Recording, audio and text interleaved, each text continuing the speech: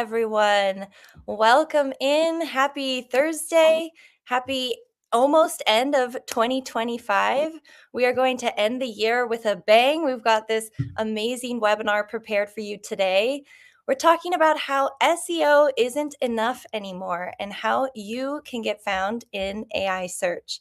So we planned this webinar because we were hearing so often from operators saying, my traffic from Google is plummeting. I don't know what's happening. I'm worried about the future. We're seeing it ourselves as marketers. We know that this is just the truth.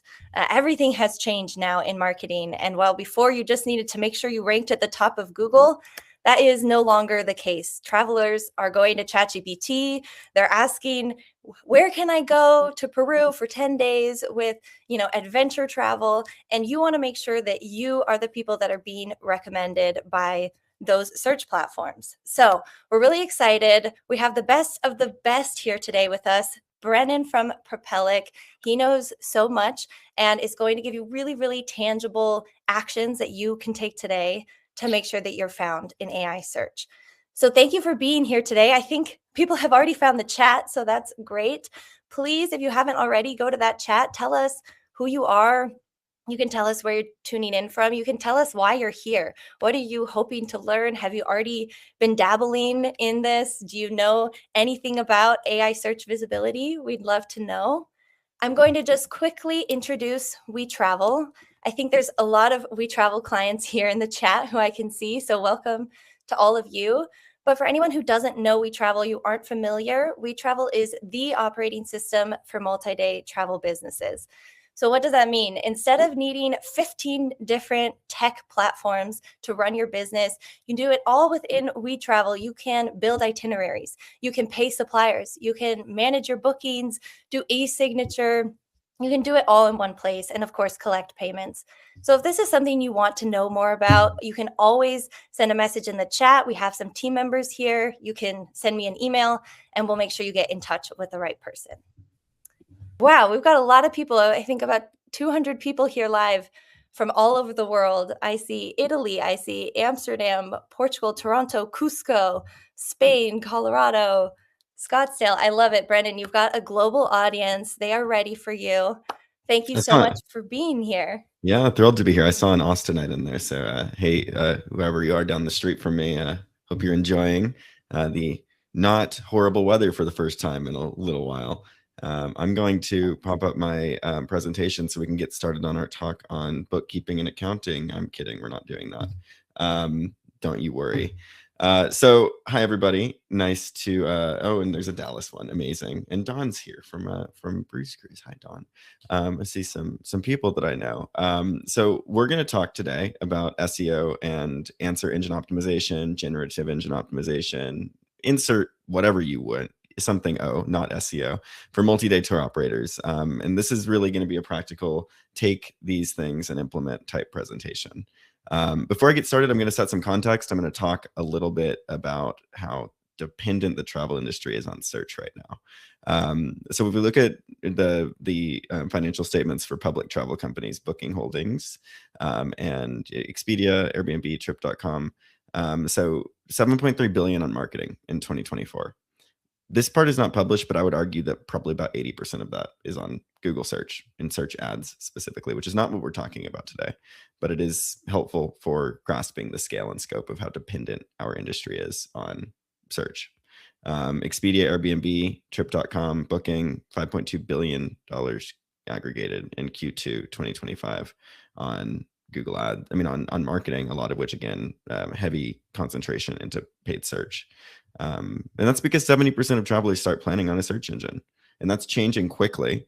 Focusrite put out some recent research showing a significant portion of those are starting their search in large language models, and we know that they're starting it in social as well. But still, organic and paid search estimate about 50% of all travel site traffic. So we're going to look at how we can be there when people are using any of these services. And before I do that, I'll tell you a little bit about me. I run a company called Propelllic. We have deep roots in the multi-day tour space.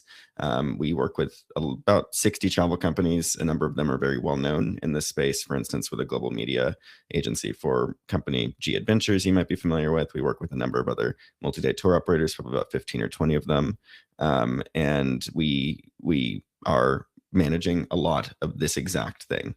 I've personally also spent about $1 million US on R&D into how to show up in large language models. Some of that is research that I'll share with you at the end of this. And very, very excited to talk to you about how you can be visible in large language models and in search. And to set the stage, this might look familiar. Also, I'm so impressed. This entire slide deck was generated with Nano Banana, and it's so fun. If you haven't used it, like, go create some pictures. You'll really enjoy it. It's all of our content, but the visuals were all generated, which is super cool. But yeah, you look at Peru 10-day tour, and that is what you historically would have seen, is a list of blue links, right? That's travelers are typing longer and more detailed prompts now versus a couple of words and a simple set of links is the answer. In this world, we're getting full itineraries in a chat interface, right? And what that's doing is it's causing some problems. And I'm sure that you're dealing with some of those problems. You might have noticed that website traffic is flat or declining compared to a few years ago, compared to 6 months ago, honestly. You're hearing about AI, ChatGPT, AEO, GEO. You don't really know what to do, though. You've got limited time and budget, and you really just need some high impact steps, not a long research study or not a long list of recommendations. And all the while, we're becoming more dependent on external sources of business, which means it's eating into our margins. If we get our business from an external travel agent, they're going to get their agency fee, right? So we want to make sure that we have a strong direct to consumer channel. It's very important, no matter what category of travel you're in. And I'm going to drink some water real quickly because I am human, believe it or not. So looking at the fundamentals of the two different things separately. So SEO is making your website easy for Google and other search engines to find, understand, and rank. We see that google.com, Bing, DuckDuckGo, etc. And the goal is to get clicks from Google to your website, right? On the other side, answer engine optimization, AEO, AI visibility, all these words. Again, there's not really a consensus on what it should be called, but that's what we're working with. And for whatever reason, my robot vacuum has decided now is the right time to start making the floor clean right outside the door of this room. So pardon me being a second distracted by that. But AEO is making your brand visible and your trips visible and easy for AI assistants to grasp, to capture. And I'm keeping this more as a 101 type course. If you want to learn more, you can obviously get integrated with, I'm sure that WeTravel will have some other assets. And then obviously we at Propelllic have a lot of this available on our surfaces. But we're talking about AEO in the context of showing up in ChatGPT and Google's Gemini and Claude and Perplexity. And the goal is let's get mentioned and recommended because it's not as much a traffic driver. It is a brand driver, right? And feel free to ask questions in the Q&A. I might stop along the way and answer them. But really it's the same raw ingredients. Clear information about who you are, who you serve, and what you offer are going to drive the outcome in both of these channels. And there's just a layer of additional things you need to do for AEO on top of search. And I'll stop there and pause for a second and talk about how it works. So a large language model, if you used something like ChatGPT back in 2022 or 23, you might have asked it a question and it'd say about something that happened more recently. And it would say, I don't know anything past September 2021. Some of us remember that distinctly. That's because large language models at a point in time, they just can't learn anymore. They get trained on data that's frozen in time. And what that means is anything that you do after it won't know about. But I'm sure you've used ChatGPT or Gemini or another platform recently, and you'll go and ask it a question and it'll have an answer about something that happened today, right? And that's not because it has fixed that issue of being trained on data and not be and can't gather any more data. Instead, it's going and actually, just like you would, running a search and coming back and using the large language model to interpret that data. So if I ask it, what happened, what was the news yesterday? It's not really the large language model that's getting the news. The large language model is using a search tool searching their databases, whether it's Google for Gemini or Bing for decreasingly so, but Bing historically for ChatGPT, and it'll say, okay, here's the information. And when you'll notice when you search something, it'll say searching sometimes when it's not a known fact. So really, both channels are using search. It's just, is the human doing the search or is the computer doing the search, if that makes sense. I have the screen up on 4 different screens. I can't figure out which one allows me to advance to the next slide. So there's some overlap, right? There's overlap. And really on the SEO side, let's get clicks. We do that with page content, with keywords, with technical SEO, with backlinks. All these are words that you might or might not be familiar with, but it's specific things you do on the SEO side to drive an outcome. On AEO, GEO, whatever you want to call it, it's the mentions, it's the brand mentions that come out of the large language model that say, go book a trip with whatever your company name is. And what matters there is the consistency of facts about your business, the expertise you have and hold online, the rich content answering full questions about that destination. And we're going to talk about some specific actual things you can do as we advance through this presentation, and I'll give you a 30-day action plan. So on both of these, though, clear trip pages, lots of information about what you're seeing, where you're taking your travelers, and then also a strong brand and story and niche. So here's how AI sees your business differently from how Google does. Okay, so Google crawls your website, uses external signals, but it's all very technical. It's links, etc. So I'm sorry, the chat. Anyhow, how AI sees your business differently than Google. AI synthesizes across sources. So AI is looking at a lot of places, including WeTravel, to aggregate information about a brand and about that brand's trips. And it rewards consistency there. So if you have consistent information about your product across a bunch of different websites, that's going to increase the confidence the model has in recommending it because it'll know it's a real recommendation. So real means consistent info. Specialized means ideally you're in a niche, you're not servicing every trip for everybody, and well reviewed in high review volume. And we'll talk about that in a second too. AI is going to generate those conversational answers. And if you have itineraries to feed that on your site, that can help. But AI is looking for coherent brand identity and looks across all different services, not just your website and the backlinks pointing to it. So for every operator, we need a couple of key things. We need clear niche and positioning, which means like we're sustainable small group trekking versus we do everything. We need accurate business information, which means the name of your business, your address, your phone, your URL needs to be consistent across every website where it's listed. So you need to go search your brand name and see if that's the case. We need a clean website structure, easy navigation, both for humans and the computers. So for those of you who are nerds like me, interestingly enough, Google will come to your website and render all of the code, which means it loads everything. It can navigate it like a user. Large language models primarily don't render something called JavaScript. JavaScript is what creates the functionality on your website. A lot of websites require JavaScript to even load the content on those sites.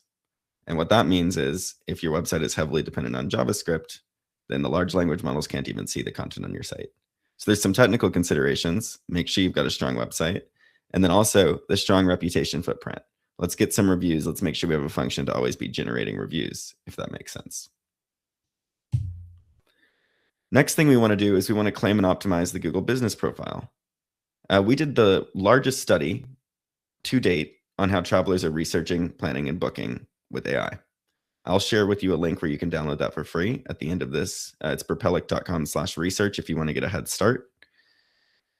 And really what we found was in most of the cases, people are not going to the business website when they're using Google's AI mode, which has more than 100 million daily active users and is increasing by the day because Google's pushing that. That's likely to be the future of search. What people are clicking on is the Google business profiles. The thing that talks about this company, this fake company called Patagonia Adventures, which I would imagine is probably the name of a real company, but that's not the point here. They have a profile on Google that has reviews. It has information about the company. These are free things that you can go and create if you haven't yet. The categories you want to select for most of the people in this, most of the brands in this call are going to be tour operator, followed by a couple secondary categories, perhaps travel agency and tourist information. And then in your description, you want to make sure you have who we are, where we go, what we do, and why. And that's going to be the format of your description for the business. And then make sure to put some really high quality on-trip photos there, 10 to 20 minimum. And then the last thing with respect to these Google business profiles is you're going to want to automate review generation. And what that means is use whatever platform you possibly can to make sure that reviews are requested 2 to 3 days after the trip, 6 days after the trip, whatever you find works best for you. Ask people for that. And you have to be ethical about it. You can't incentivize it with money.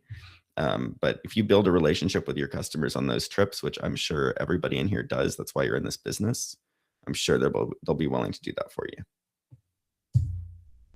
All right, we're going to transition to a little bit about very basic keyword research so you know what you're targeting. We're going to get into the tactical stuff now. So we want to figure out how to show up in large language models and in Google. Okay, we need to figure out what we're going to show up for, though. And then I see some chat questions coming in. Go ahead and use the Q&A section if you don't mind. That way we can make sure I don't miss any of them. So Stephanie, I see your question. Switch over to Q&A and drop that in there. So when I get a chance and a break to answer those, I'll be sure and able to answer them without missing it, getting buried in the chat. So step one, to choose the keywords that we want to show up for, to figure out what people are searching, we have the option to use really advanced, expensive tools, or we have the option to do some more basic stuff that I think is a great starting place for those who are not doing any of this yet. Let's start with listing your top trips. If you do one trip and that's it, list that one, write it down. If you do 5, if you do 50, choose a group of them. So that's going to be the trip type, the length, the destination. That's going to be like 10-day tour, trekking tour to Peru. So that's going to be the facts that we have on a sheet. And then we're going to go and figure out how would someone probably search for this. We're going to take a guess because we're not using any fancy advanced SEO tools for this. And we're going to write destination length tour. That's an example. So if it's the Peru trekking tour for 10 days, we do Peru trek, 10-day Peru trek. And then you add a style, a travel style if you want. And then what you can do is you can go and start typing that into Google and it'll autocomplete and show you related searches and suggest searches in a drop down under the Google search bar where you're typing that of some likely ways that might be searched. And you can select one of those and make that your target. Let's just start with one product now. Okay. And when you have that, I'll show you a little bit about what you can do with it. So what we want to do is we want to go onto our website and create a really strong page that shows Google and large language models what this trip is about and qualifies us to show up for it. So we're going to use a little bit, some more, again, like there's a huge spectrum of the sophistication around how well you can do and how deep you can do SEO and LLM optimization. I'm showing you 2% right now. So we're just getting started. And then Dan, I just saw you put a message in there. Do you mind asking that question in the Q&A section so I don't miss it and can get back to it? I appreciate it. So 10-day sustainable Peru small group tour with the destinations. That's an exceptional heading one. That's the title of the page. That's going to help Google and large language models know with confidence what the page is about. And then we're going to talk about who it's for and what they get when they go on it as the next section. We're going to have some highlights. We're going to have a day-by-day itinerary with descriptive language, and then who the trip is for and not for, because that helps the large language models use their user context to suggest tours for the right people. And then frequently asked question. That's a really clear, helpful structure that's going to make it so large language models and Google itself are able to process and understand a page. They do something called chunking, and chunking means they're selecting sections of content within a page, turning them into what's called vector embeddings. I'm getting really nerdy here, and that's how the model gets trained. So without getting too complicated, what I want you to do is make sure that you mention your brand name at least a few times on this page, because we want it to be included in those chunks. The large language models tear apart your page and process every single piece of it separately. So if you don't have your name scattered in there, your brand name, then you're going to get disconnected from the facts you're sharing and the fact that you are the operator of the tour. So use your name interspersed throughout here. For instance, when we talk about who this is for, we would say on that example, Patagonia Adventures, you'd say Patagonia Adventures Peru small group tour is great for XYZ, if that makes sense. Okay. So that's a little bit about how you can optimize for those large language models to get started, because that's a thing that's very different from how Google processes things. Google looks at an entire page as a single entity. Large language models break it up to process and put them into a vector database for retrieval. All right, I'm going to walk it back. I'm sorry, I got really nerdy there.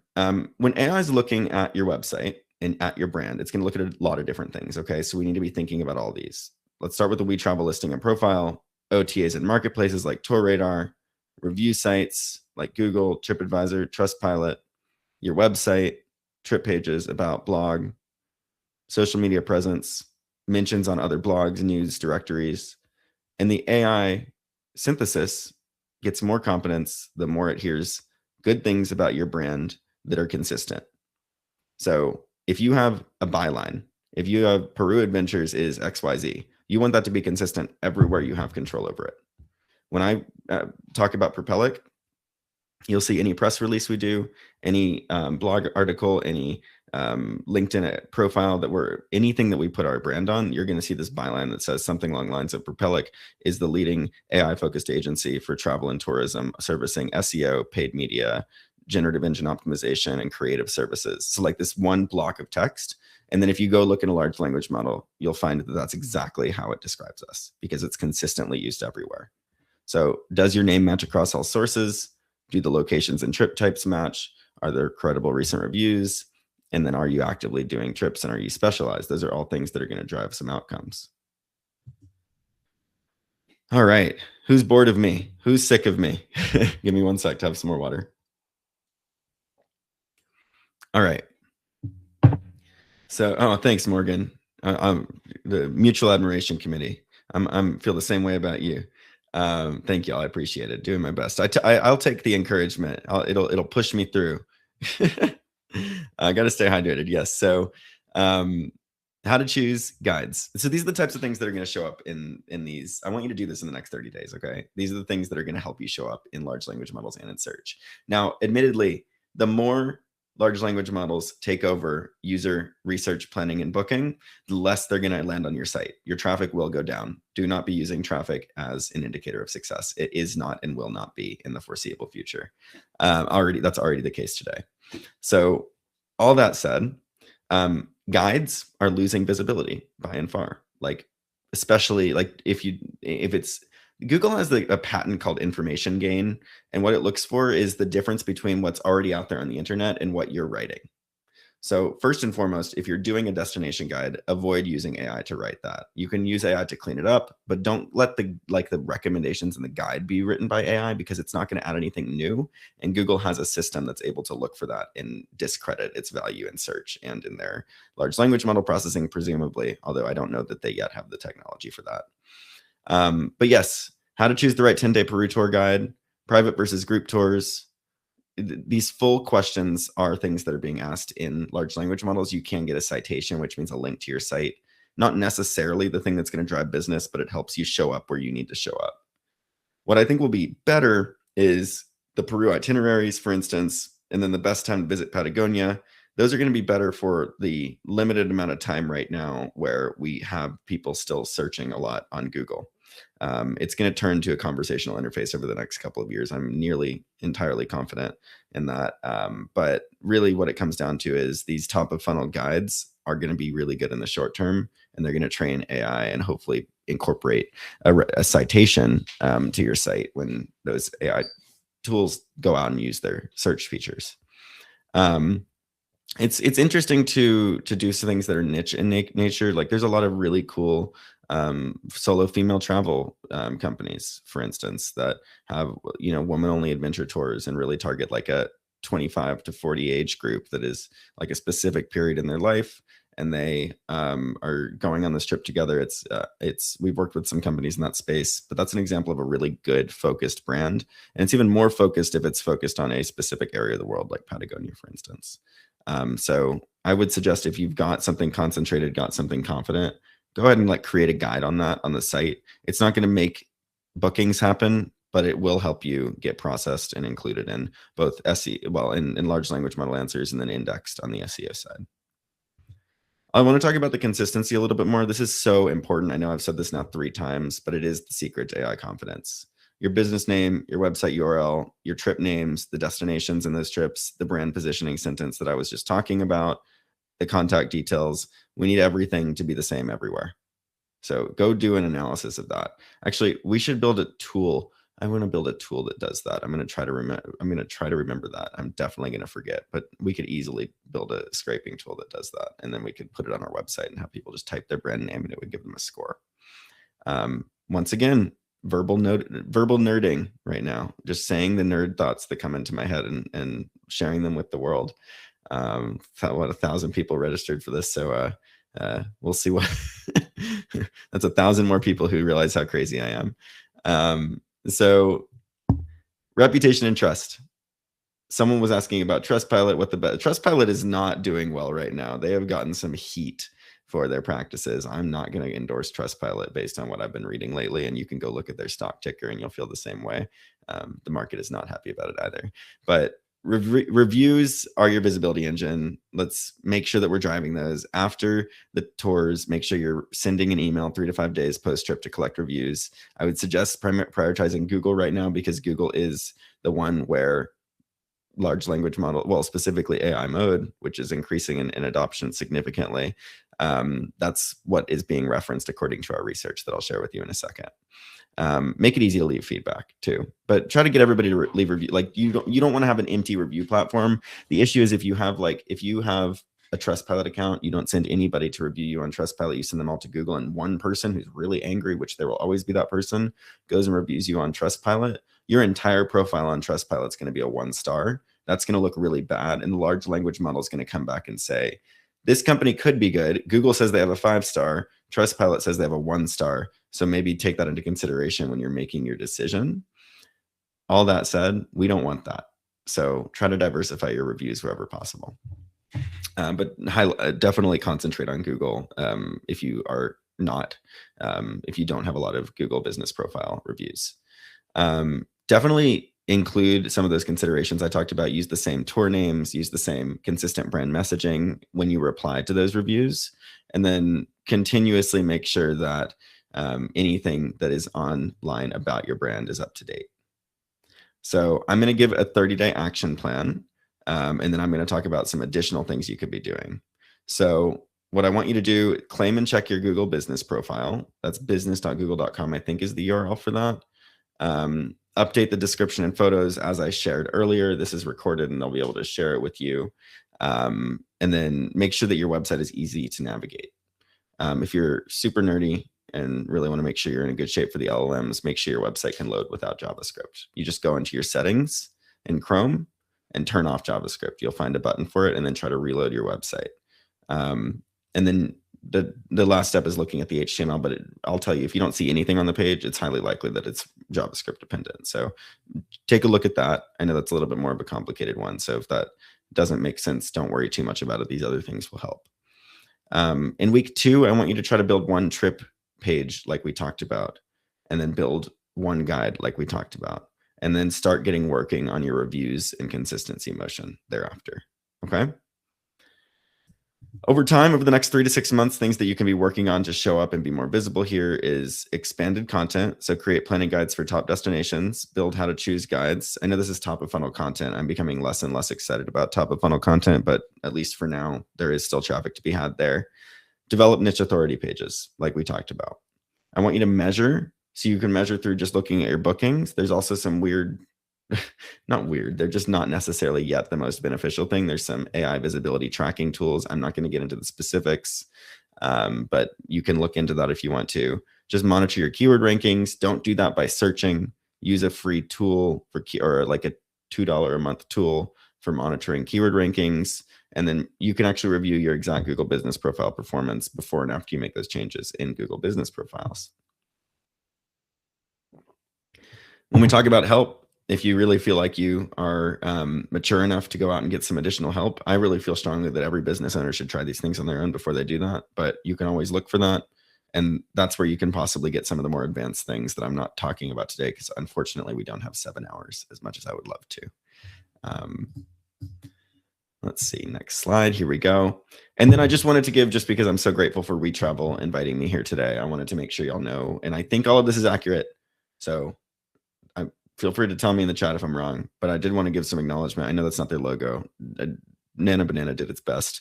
But look at your top selling trips from WeTravel and use that to inspire the ordering of how you start creating these pages. Make sure that the titles match your website titles. Consistency, again, is AI confidence. The operations support that WeTravel delivers, I can imagine, creates a better trip. So make sure that you're leveraging all those features in there to get that 5-star review. And then the booking widgets and shareable itineraries, make sure you're using all of those things as well.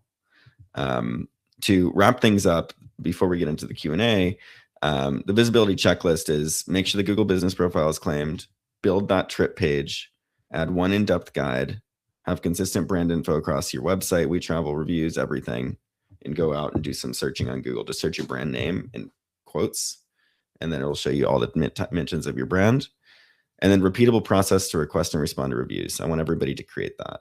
So pick one trip and one guide. We're going to get into Q&A in a second. Before we do that, I've been talking about this research. This is free to download. What this is, and it's at propelllic.com/research. So I know it's not listed up here on the page, but if you want it, I'll drop a link in the chat. And what basically this talks about is our statistically validated study on how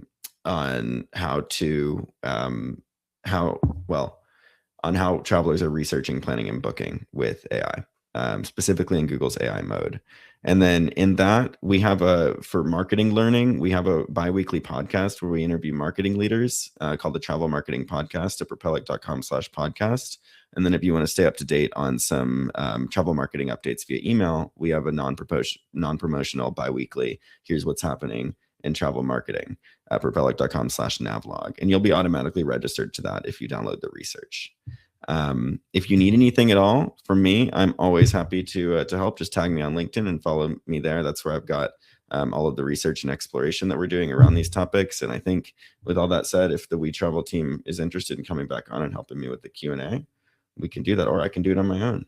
Just tell me what to do. Oh my goodness, there's a lot of questions. I'm here. There's so Hi, many Morgan. questions, Brennen. Amazing presentation. Thank you so much. I hope you got to at least a little bit of a glimpse into the chat to know how excited everyone is and how grateful they are. So thank you. Thrilled to be here. Thank you. I pinned Brennan's link in the chat, everyone. So that's there, propelllic.com/research to make sure you can check that out. I'm going to plug our survey, give Brennen 1 second to look at some of the questions coming in. So here, if you haven't yet saved this is our annual travel trends survey so that we can conduct, or we can put out our travel trends report for the multi-day industry. So not now, don't leave yet. Don't take this yet. We're still going strong with Brennen, but I will highlight that in the chat as well. And now, Brennen, let's take on some questions. I want to start. I know there were a few questions about WeTravel specifically and reviews. So yes, as Brennen said, the WeTravel reviews are definitely helpful. You want varied reviews from different platforms. And so, if you use WeTravel, you get an automated review request sent via email after 2 days from your trip, and then a reminder sent again after 7 days. You can also send your own, but we do have that built into the platform. I saw a few questions about that. Now let's go to Brennen. I will pull. Oh, yeah, I was going to say we can order them by the upvote. So for those of you who don't have a question, maybe you're interested in looking at the other people's questions, you can go over to the Q&A section and do a thumbs up on the ones that you want to hear, and we could prioritize the ones that get the most thumbs up, because there's no way we're going to get through all of this. And Brennen already answered. A few people asked what review sites should we prioritize. I marked that as answered because he said if you have to pick one, Google, but make sure you vary them. So let's move on to call-ins. We've got 12 upvotes here. 15. Well, I'm delayed. Yeah, they're coming in to speak. 19. Oh, the people. Google will not allow a business profile unless there's a physical storefront. Any workarounds for those of us who run our businesses out of our homes? Yes. Okay. So there's 2 different types of Google business profiles, and it's been a while since I personally set this up, so I don't think it's changed, but if it's changed, correct me. To my understanding, you do have to put an address in when you create a Google business profile. But there are two types of businesses you can create with a Google business profile. You can create a local business that has a storefront, or you can create a service area business that doesn't have a storefront. If you put a service area business down, it will still ask you for your address. It will not publish the address publicly. So yes, you will have to put an address in, but it's not being used for anything other than Google's records internally. Perfect. I'm Thank gonna you, wait for like 8 Colin. people to get in the chat and tell me I'm wrong about that, but I'm 90% sure that's the case. I trust you. I trust you. Great. Okay, Jenny is next. What keyword tools would you recommend? All right. So this depends on, first and foremost, if anybody says that they have the tools to guess and understand what people are searching with large language models, like a certain company that I won't say does, it's not true. There is no strong enough data that can tell you what keyword search volume is on large language models. The industry is too immature, and that is a lot of smoke and mirror. That being said, for SEO keyword research at Propelllic, we work with 55, 60 companies, and we're using enterprise level tools. So what we would be using if we had an unlimited budget is a tool called Ahrefs, across comparing that to SEMrush and Bright Edge for true enterprise SEO. As you get to things that are more accessible, I'm not as in the loop. I know that there's a tool called Ubersuggest that Neil Patel's business put out. I will tell you out the gate that its data is not anywhere near as good as the enterprise tools. But I would recommend a free option is Google Keyword Planner if you have a Google Ads account. So you can create a Google Ads account and then search for the Keyword Planner tool, and that will give you search volume data when you test keywords. In addition, Ubersuggest, that other one I mentioned, I know is very affordable. I think they do lifetime deals for like $100. Which is very different from the thousands and thousands that we pay monthly for keyword tracking tools. So it's an option. Awesome. Thank you. We've got Esther next. Is there an order on how AI reads or scans a page for learning? So the way it works, the way a large language model reads a page. So let's start with Google, set the baseline of how it's been happening for 20 years. Google uses robots that crawl the internet. They're called spiders. And what that means is crawl, quote unquote, means I'm going to go to WeTravel.com and then look at all the links that exist on WeTravel.com. And for instance, there's an about page linked from the homepage of WeTravel.com. So that spider is going to crawl to the next page. That's the web, right? So basically what's happening is it is going page by page with internal links to other pages on your website. When Google looks at it, they're taking a snapshot of the whole page, all of its content, and processing it as one thing. Large language models do not have the ability to do that. There's too much content on a page for the way that they're currently built. The way a large language model works is through vector embedding is the term. It's numbers that represent content.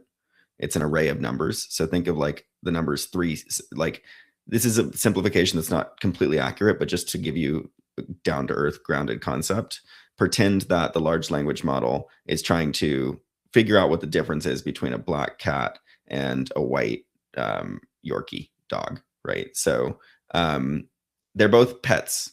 So maybe in an embedding, there's going to be a number 2 that represents anything that's a pet. And they're both household pets. So there might be a number 4 that represents household. And then the color might be represented by a different number. So you get these long list of numbers that represent exactly what that animal is and how it associates with other things. But you can't get a number that describes 800 animals altogether because it's too specific. You can't get that specific when you only have a certain set of numbers you can use. So instead of that, it's going and saying, here's a group of 800 animals. I'm going to talk about one at a time. And when the large language model comes to the website, whereas Google might talk about all 800 animals at the same time, it has to say, I can describe this animal, then I can describe this animal, then I can describe this animal. And that's what the process is of what's called chunking. And that's Google large language model, Gemini, for instance, or any other large language model going to a web page and breaking it up into digestible sections. And that breaking it up is the reason that you need to make sure that your brand is referenced multiple times throughout the page. Because when something gets broken up, it's detached entirely from the rest of the content. So the large language model will entirely forget that your brand is associated with that content, which is where a lot of the copyright issues come in, right? So that's how a large language model comes to your page. It's coming to your page, it's breaking it up for training rather than looking at it as a holistic item. That was a weird way to describe that, and I'm actually really happy with it and going to keep it.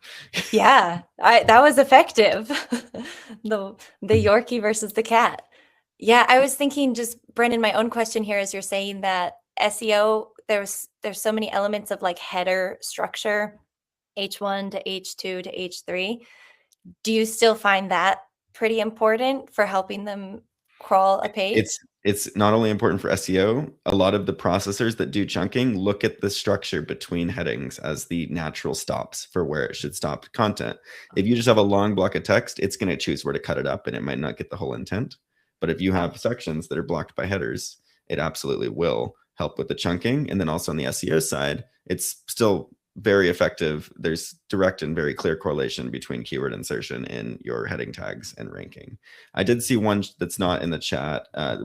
People are asking questions in the chat still. Put them in the Q&A just so we can vote on them. But Tom, you just asked about an LLMs.txt. I'm very passionate about this subject, so I'm going to answer it.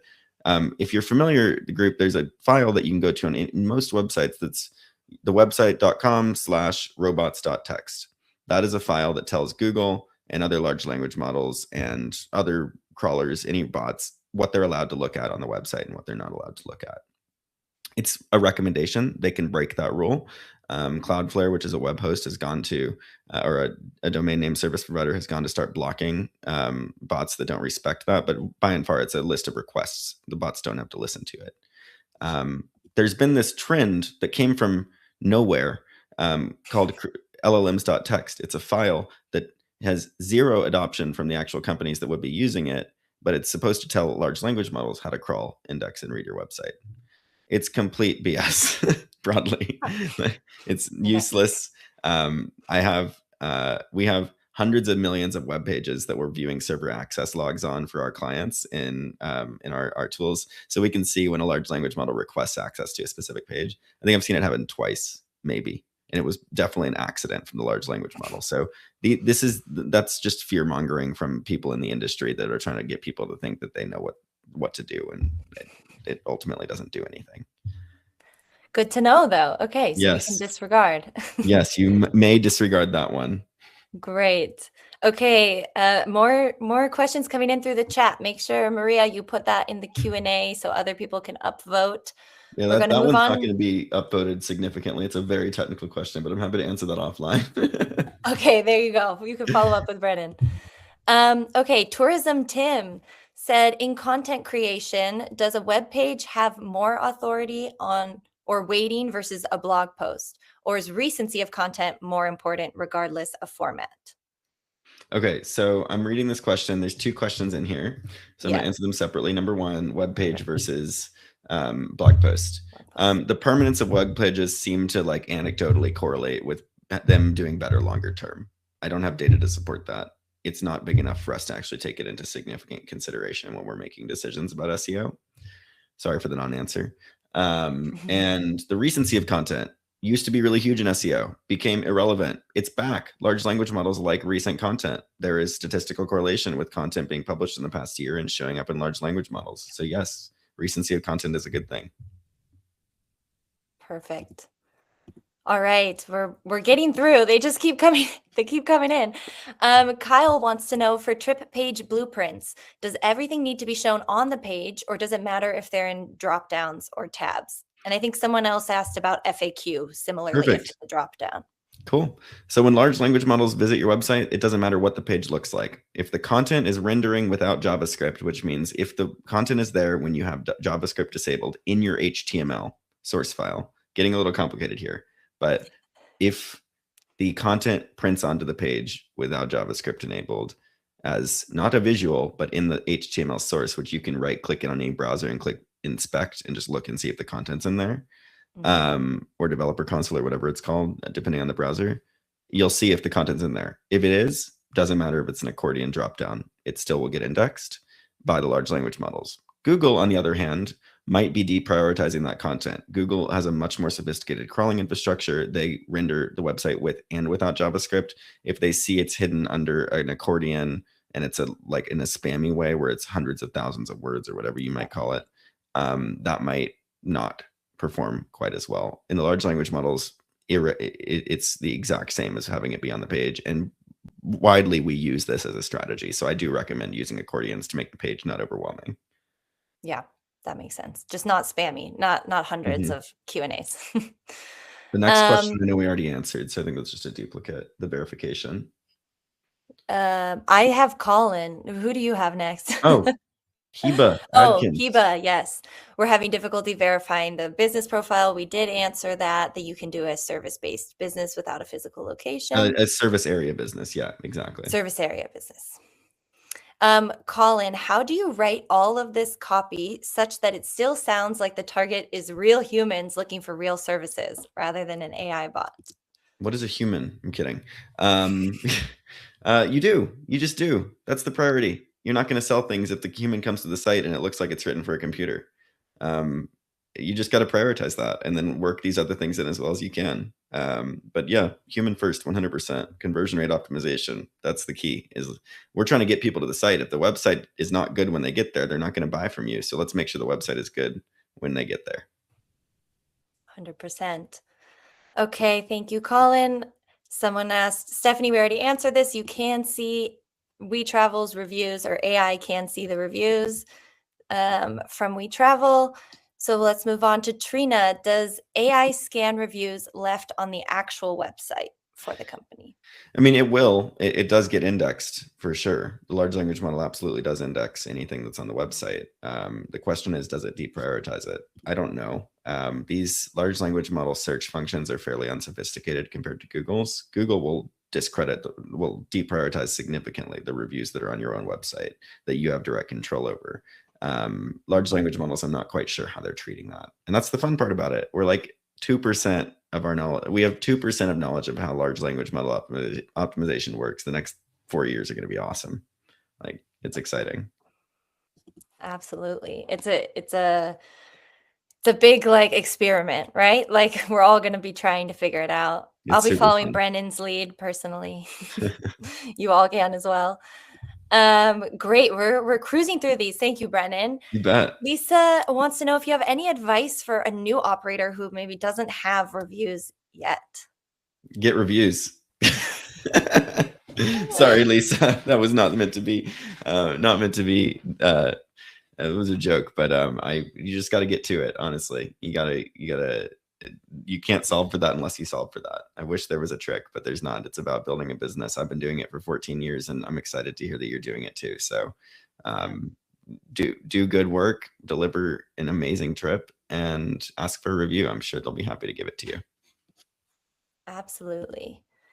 Okay, Simon wants to know if if AI can see reviews on Facebook or Instagram and comment sections. Yeah, I would imagine so. I don't see why not. I don't have data to support that, and actually, I haven't even looked into that. But I would imagine so. I wouldn't imagine those sites are blocking JavaScript. I mean, are blocking large language models from getting their reviews. And Facebook has server side. I mean, they have they render without JavaScript, so it should be getting in there. Awesome. All right. Robert says, we are looking to move our website off of WordPress. Would that damage us? It depends on where you move it to. Here. For those of you who are not Question. familiar, WordPress is a content management system. Propelllic, our website's on Webflow. I love Webflow. I was a WordPress ride or die for like 10, 15 years. I spoke at WordCamp conferences. Like, I loved WordPress. Wow. And then I realized, oh my God, Webflow is so much easier and it's so much more elegant. So we moved to Webflow. It definitely it somewhat limits some of the things you can do, less and less so by the day. But as long as you do your migration right, it's not where you end up that's the issue, it's how you do it. So yeah, I can't give you a whole migration process here with the time we have, but certainly not. There's no like critical reason to be on WordPress. Awesome. Okay. Janine wants to know about the guide that you recommended earlier. Does that become a lead magnet? Not clear on where the guide should go, but I'm interested in creating a niche guide. I would put a guide section on your website, or a resources, or a travel recommendation section, or in like, make it not sound blog, because I hate the word blog. I'm sick of it. This is not 2004. Like, have a resource guide section on your site. If you go to our website, you'll see that we have the Travel Marketing Pulse. We do not have blog, but it's effectively the same thing. And that's where that would go. Perfect. All right.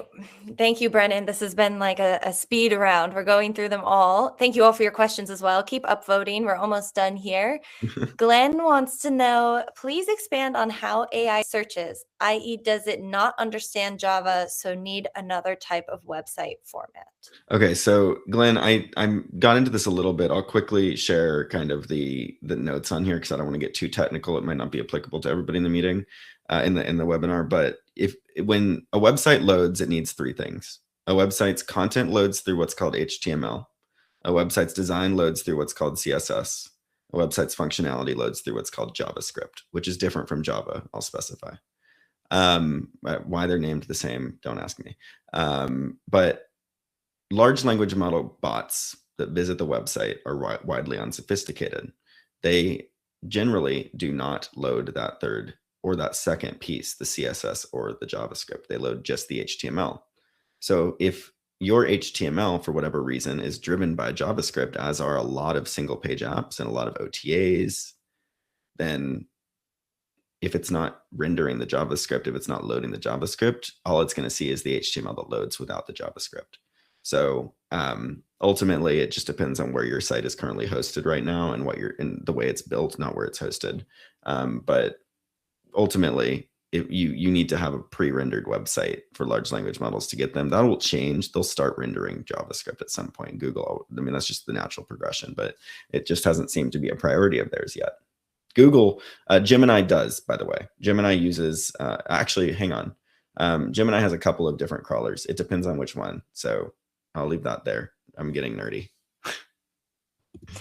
Awesome. Reminder to go to the Q&A tab and give it a thumbs up if you have the same question, because questions keep coming in and we only have 5 minutes left. So we want to get to the most useful ones possible. On that note, we have a lot of 3 up. Oh, here's a 4. Adrian. We do group travel and we create trips on specific dates.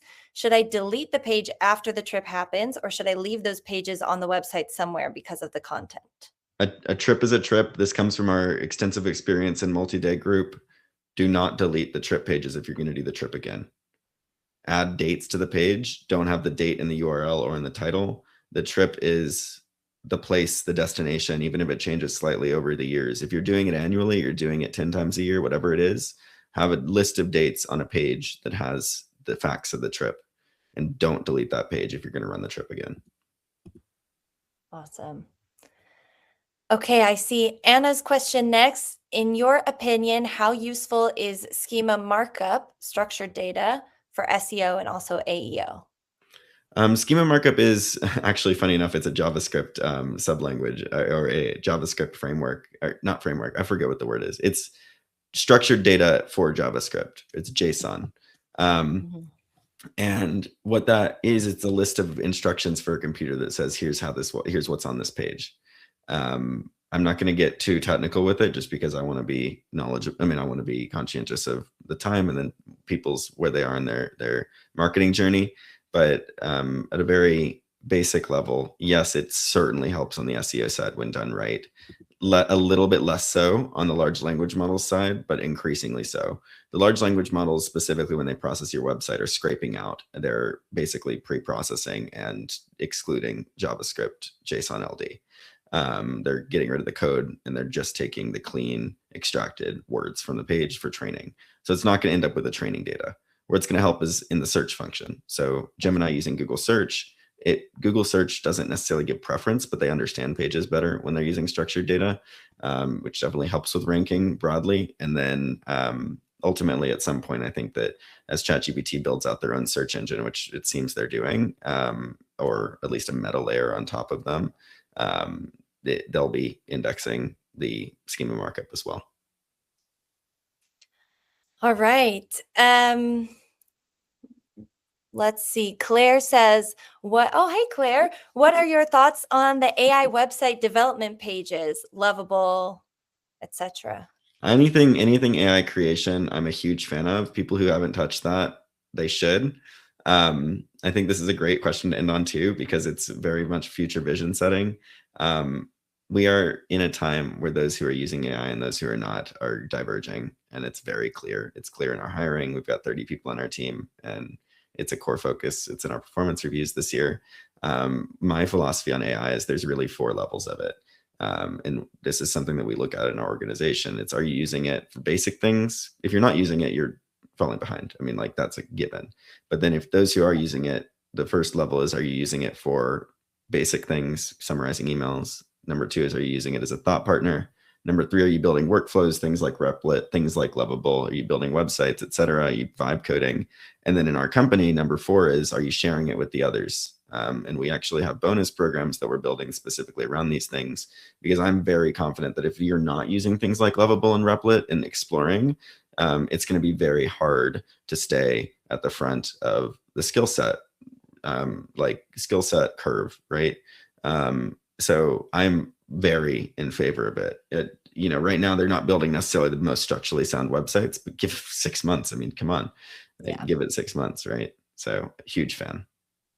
Awesome. Claire even wrote in the chat that she's been exploring Lovable and rebuilt their entire 6K site in just 3 days. So Yep. that's a Yep. great use case for you all. Some good inspiration. Thank you, Claire, for sharing. And thank you, Brennen. I don't know if we've ever had so many questions. That was a marathon. I really appreciate you. And I appreciate all of you for watching, for engaging, for asking your questions. You had really great ones. Apologies if we didn't get to it. You can always reach out to me or to Brennen, and we'll, of course, help you as much as we can. So thank you all for being here. And thank you, Brennen. I've been wanting to do this webinar for so long, but I wanted the best of the best to do it. Someone who really We'll knew do what one they on were talking advertising about. next. We can do one on Okay, the perfect. yeah. I'm down. We'll have you back whenever. We Awesome. really enjoyed this. Thank you all for being here, and have a great rest of your week, and happy new year. Happy almost 2026. Thanks so much, Morgan.